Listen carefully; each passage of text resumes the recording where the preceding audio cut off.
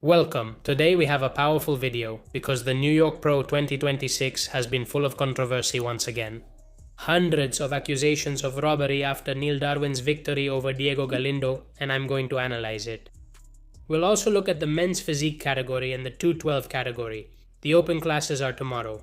For those who don't know, the New York Pro is one of the most important bodybuilding competitions in the world today. In fact, it's not like the other pro shows, where you have to win 2 to qualify for the Olympia if you're in classic physique. The New York Pro qualifies you automatically. There were 29 competitors, and I have to say, the level was quite high.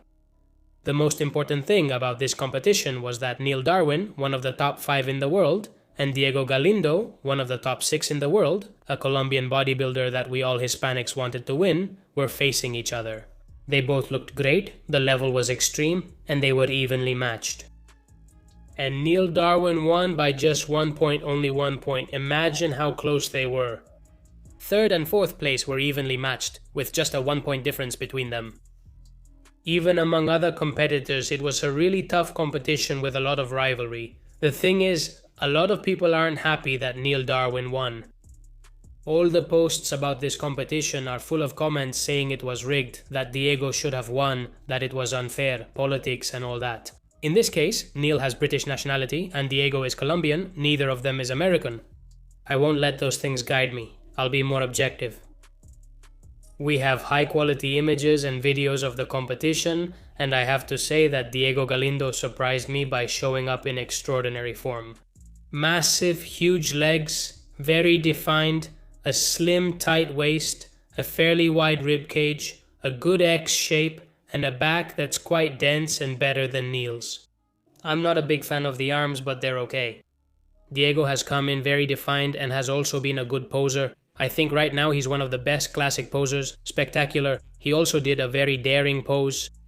This variation, which requires great mobility, he performed flawlessly. Neil Darwin also came in with excellent definition. Some said he underperformed and Diego did better, but I completely disagree. Only from the back can you see Diego looking a bit leaner, but from the front, from the side, I think Neil also had striated chest, well-defined abs, and cut quads.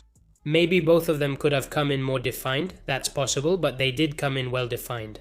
In terms of size, Neil also looked spectacular. I think he made muscular improvements. This bodybuilder's shape and proportions are extraordinary.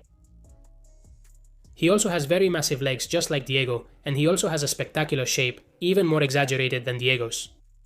His chest and shoulders were quite full, and I think his arms are slightly better than Diego's. But what happens is that Diego, in my opinion, destroys Neil Darwin from the back, and this is what causes me so many doubts, and that's why I think he should have won. Diego, okay, it's a 1 point decision, it's a subjective sport, anyone could have won. But I think that if they're so evenly matched in most of the poses that either Neil or Diego could win, but from the back, Diego is so much better. I think this should be taken into account. Neil's back still needs improvement, it's flat, it's not that wide, while Diego's was wider and especially denser. I think there's a huge difference when it comes to their backs. The side chest is similar, it's a matter of preference, either one could win. In the front biceps pose, both look spectacular, it's very hard to choose. Maybe Neil is slightly better because of the shape, but Diego looks more muscular here. For the abs and legs pose, it's really personal preference. It could go to Neil because his shape is amazing, but Diego looks extremely aesthetic and wide. Both have good abs. In the classic pose, I like Neil's more. Personally, I prefer his classic poses. Diego's are super nice, very aesthetic. While from the back, I don't think they're close. I think there's Diego Galindo's pretty clearly superior.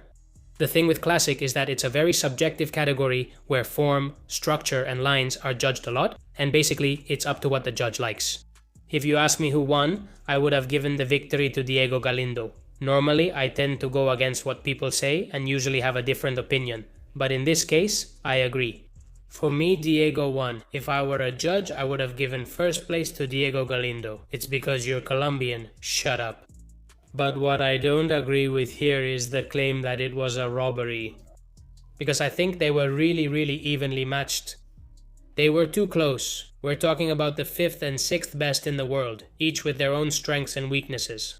And we're reliving the same story from when Josema and Terence faced each other.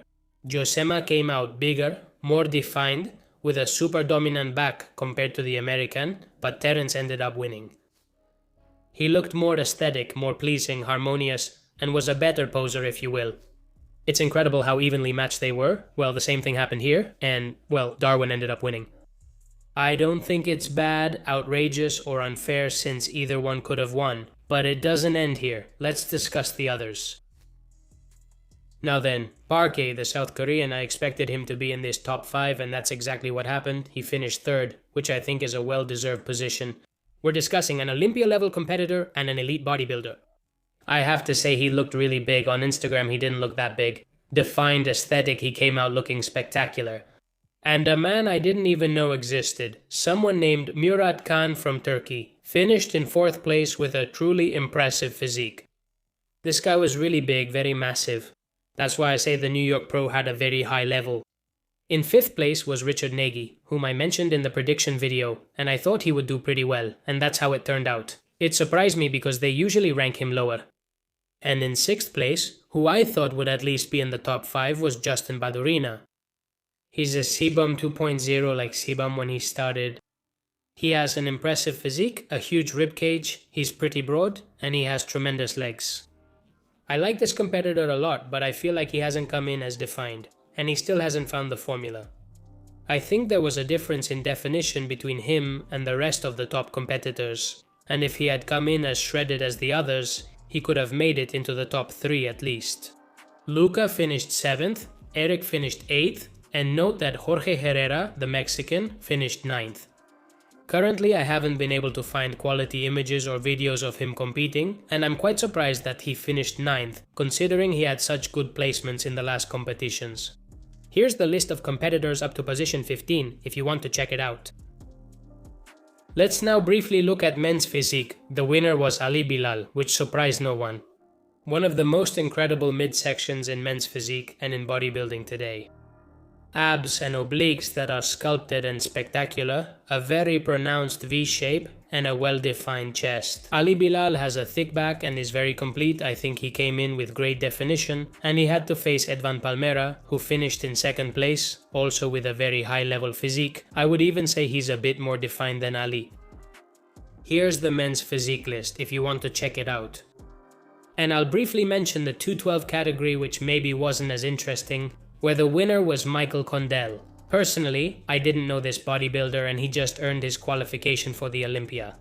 In this category, we had a Colombian, a Spaniard, and an Argentine. I'll leave you the list so you can take a look.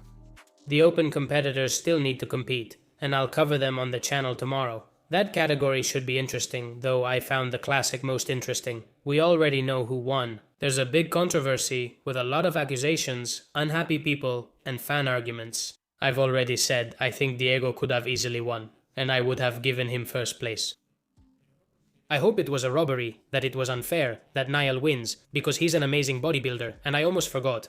Niall had gotten sick, he had a pretty bad sore throat, and was on medication. He wasn't at 100%, but close. In the end, it's just a sore throat. It's not diarrhea or the flu, it was just a little pain. What I mean is, he had difficulties, which made his attitude seem worse and more serious. Meanwhile, Diego Galindo believed he would dominate the competition, feeling more motivated and clearly putting more passion into posing. There's going to be a tiebreaker, they'll have to face each other at the Pittsburgh Pro, but I think we're going to see a Josema vs Terence 2026 version, and honestly that bothers me. I would love for Diego to win in Pittsburgh, and for Niall to have won this one so both are qualified and all that. We'll see what happens. Stay tuned to the channel because I'll bring you everything that happens. You have an additional video on the powerlifting channel that I'll upload in an hour. It'll be about natural athletes versus enhanced athletes. Who is stronger? Comparison of the best powerlifters in the world. Who lifts more? In each lift, don't miss it. That's all for today, Speediers. See you in the next video.